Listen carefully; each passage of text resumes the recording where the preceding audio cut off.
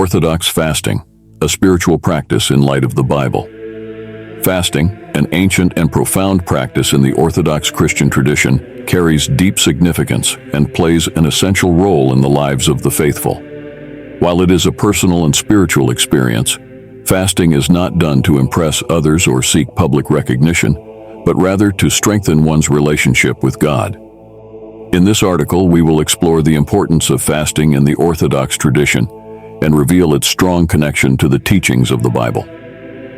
Fasting in the Orthodox tradition. Before delving into the details of fasting in the Bible, let's take a moment to understand the significance of fasting in the Orthodox tradition.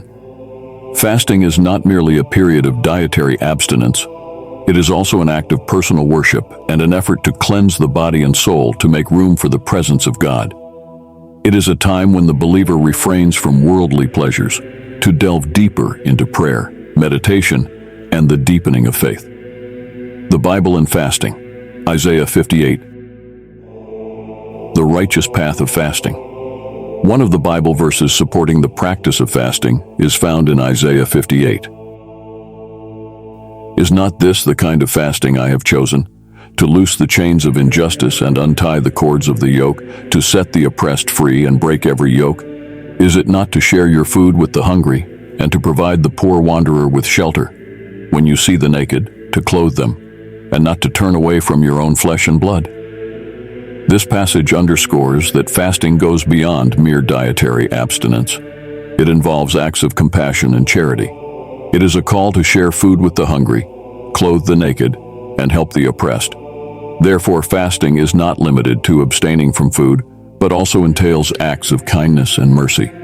Matthew 6:16-18, private fasting.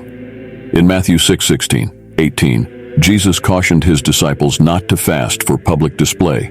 He said, "When you fast, do not look somber as the hypocrites do, for they disfigure their faces to show others they are fasting. Truly I tell you, they have received their reward.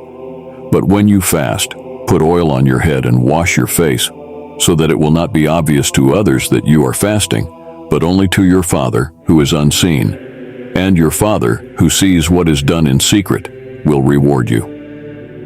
This passage emphasizes the importance of private fasting and having sincere motives in one's heart. Fasting should be a personal and discreet relationship with God, not a public spectacle. Duration of fasting and synchronization with the Jewish calendar. The duration of fasting can vary, but there are specific periods in the Orthodox tradition, such as the Great Lent, which lasts for 40 days, to commemorate Jesus' fasting in the wilderness. Additionally, it is important to note that the Jewish calendar serves as a reference for these fasting periods. According to the Jewish calendar, a day begins at sunset and ends at sunset, explaining why Christian fasts begin and end in this manner. Synchronizing with Matthew 18:18-19, the power of prayer and fasting.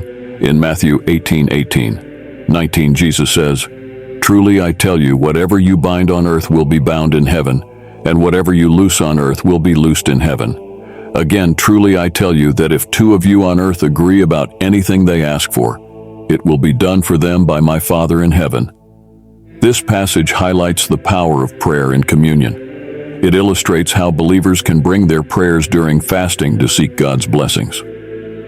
Fasting as a Christian discipline. Fasting is just one of the many Christian disciplines that help strengthen faith. These disciplines may include prayer, studying scripture, and practicing charity. Therefore, fasting is not solely a period of dietary abstinence, but a means to grow in faith and draw closer to God. Encouragement to begin fasting. If this is your first experience with fasting, start with confidence. You do not have to begin with an extended fast. You can initiate with a simple one-meal skip. What matters most is your sincere intention and desire to draw nearer to God during this special time. A closing message. We conclude this video about Orthodox fasting and its connection to biblical teachings. We hope you have been inspired to explore this spiritual practice more deeply and integrate it into your life. Thank you for watching, and we encourage you to subscribe for more spiritual and educational content. Peace be with you.